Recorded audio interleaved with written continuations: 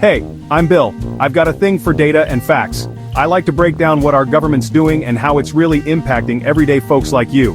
I'll give you the numbers straight from official sources, and you decide what they mean. Today we're talking about the US economy and what it means for your wallet. Let's dive in. So, how's the economy doing? Economists track it using something called GDP, Gross Domestic Product. That's the total market value of all goods and services produced in the US each year. In 2023, our GDP crossed $27 trillion. Here's how it's grown. 2019, up 2.5%. 2020, down 2.2%. That was the COVID crash. Then, 2021, up 5.8%, a big rebound. And in 2023, about up 2.5%. Per person, real GDP in 2023 hit $81,624. That's up about 2% from the year before. But GDP alone doesn't show how people actually feel. For that, we look at jobs, wages, inflation, and of course the cost of living. Let's talk jobs. Back in February 2020, unemployment was at 3.5%. Then in April that year, it jumped all the way to 14.8%. By January 2023, it dropped to 3.4%. And by May 2024, it was at 4%. Now inflation, well, that's basically how fast prices are rising, and it's tracked by something called the Consumer Price Index, or CPI. Back in 2019, inflation was between 1.5% and 2.3%. By June of 2022, it shot up to 9%, which was the peak, and as of May 2024, it's at about 3.3%. But remember, just because inflation has slowed down, it doesn't mean prices actually dropped. It just means, they're rising a bit slower now. Here's an example. Gas cost about $2.60 a gallon back in 2019. It peaked at $5 in 2022, and then it was around $3.52 in 2023. So, let's talk about housing and food costs for a second. Housing is up about 21% since January of 2021. And just to put that in perspective, home prices jumped 74% from 2010 to 2022.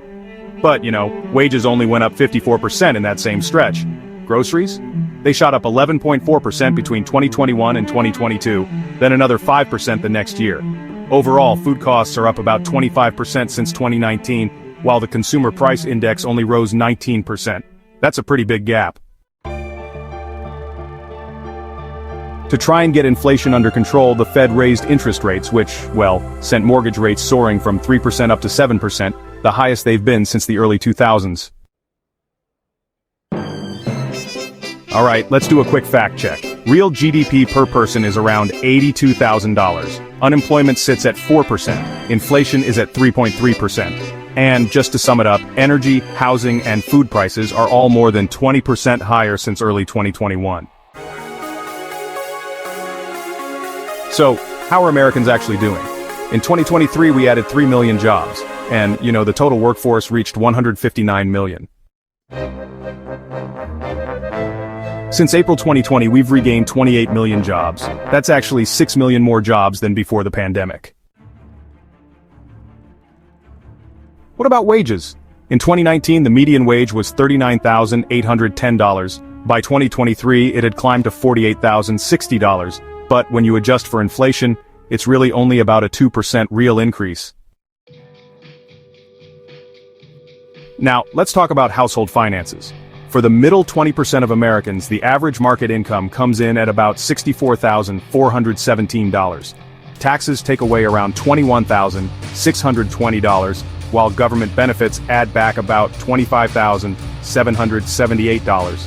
So after everything, the net amount is roughly $68,575. Since the year 2000, market income is actually down by about 1%.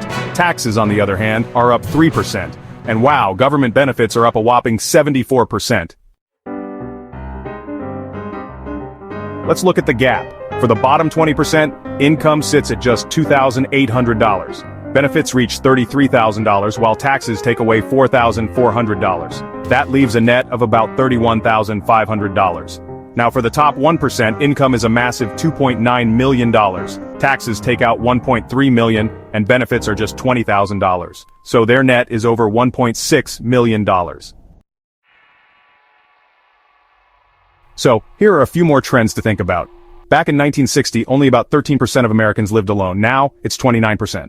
Seniors, meaning folks aged 65 and older, made up 13% of the population in 2010, but now they're up to 18%. That means, well, more people are relying on Social Security and Medicare these days. Let's take a quick look at median income by race and ethnicity. For Asian Americans, the median income is $108,700. For white, non-Hispanic households, it's $81,060.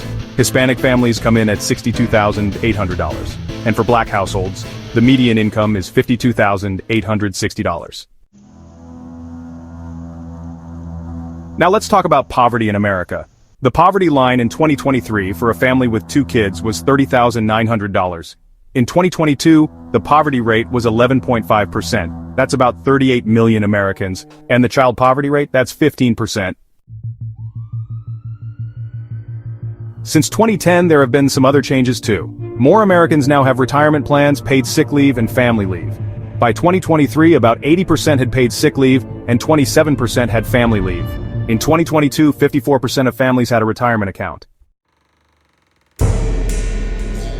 So, for a quick final recap, unemployment is at 4%, inflation is at 3.3%, and prices are up 19% since COVID. We've gained 6 million jobs since the pandemic. Mortgage rates are sitting at 7%, and real wage growth is just 2%. My personal view? Well, I'm proud of our country's innovation and work ethic. You should never underestimate the American worker, or the power of our freedom. That's really what keeps our economy so unique. Thanks for watching.